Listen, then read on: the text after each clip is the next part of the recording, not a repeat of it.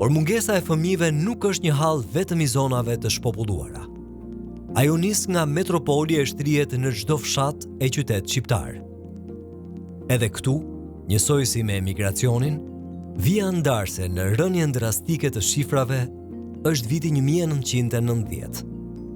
Të ndalemi pak në to. Në vitet 1960, kishin një regjim demografik me linçmëri të lartë, 7 fëmijë për një grua. Shifra u përgjysmua në vitet 90 në 3 fëmijë për grua. Kishte disa faktorë që po ndihmonin atyre viteve rënien e linçmërisë. Nga viti 1950 deri në vitin 1990, përveç linçmërisë, ulja drastike e vdekshmërisë ishte faktor i rëndësishëm në rritjen e popullsisë, me jetëgjatësinë në lindje nga 50.5 vite deri në 70.4 vite për të dyja gjinit. Faktorët që ndikuan në këtë ulje të vdekshmërisë ishin kryesisht investimi në shëndetësi. Faktori i përgjithshëm. Shëndetësia u bë universale dhe falas. Krijimi i një sistemi social të barabartë për të gjithë. Rritja e edukimit dhe veçanërisht tek femrat. Politikat e fokusuara tek nëna dhe fëmija. Reduktimi i mungesës së produkteve me origjinë shtazore. Sa më shumë kalonin vitet pas 90, aq më shumë ulej numri i lindjeve për një grua, derisa shkoi nga 3 në 1.65 në 2011, në 1.32 në vitin 2021. E së fundmi, me matjet e reja të censit, në 1.2 në 2023. Mes familjeve të reja, shpreha 2 fëmijë janë pak e 3 shumë, u kthye në 1 fëmijësh pak e 2 shumë. E parë në këndvështrimin e kohëve kur jetojmë, ecën në ritmin e stilit të jetës. Por demografia nuk i ka ndryshuar kushtet e saj, kur kërkon për nivelin e përtëritjes së popullsisë. 2.1 fëmijë për një grua. Në këto kushte, ky faktor rrezikon të kthehet në faktorin kryesor të rënies së popullsisë në të ardhmen.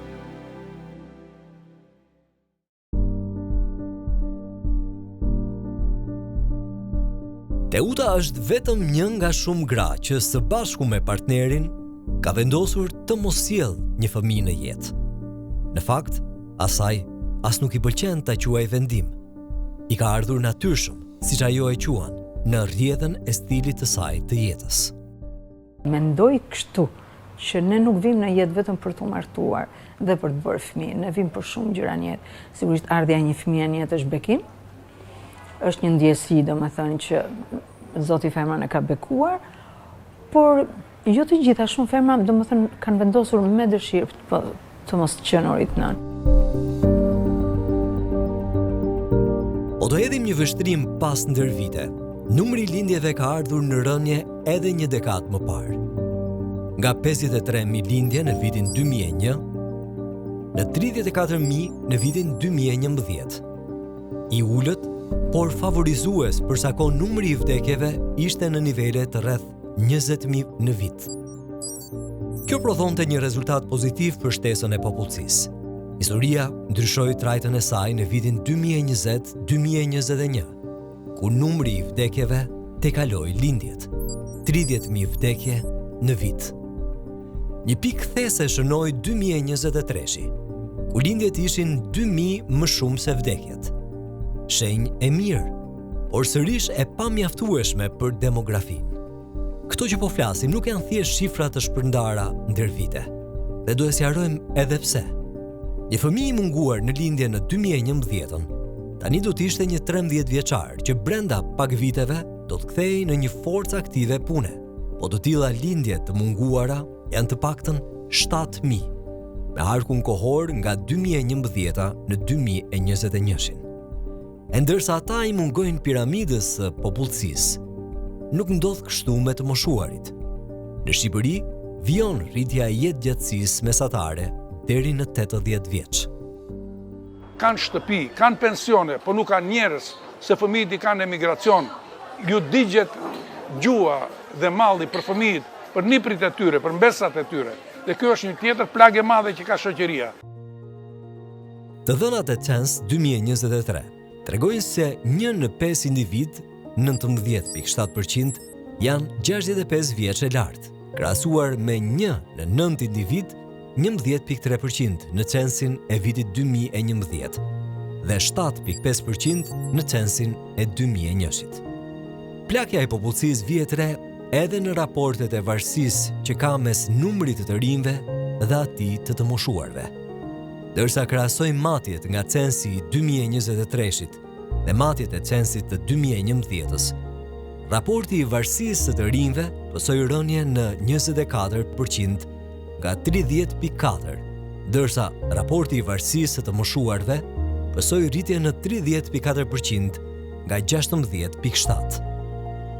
Mes qyteteve spikat Gjirokastra me raportin e varësisë të rinjve më të ulët 19%, dhe raportin më të lartë të varësisë të moshuarve 46.1%.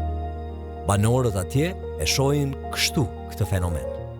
Sot ndikojnë pasiguria, pa shtëpi, ekonomia shumë e dobët, stresi që kanë njerëzit, emigrimi janë të pa qëndrueshëm, do me thënë në jetë, njëherë do ikin, njëherë do vinë, njëherë kanë të bëjnë shumë të gjitha këto, por ardhjen e një fëmije tjetër, do që ti kesh një fëmijë sot, unë kam timbir, ne kemi një vajzë të vogël, që është 9 muaj tani.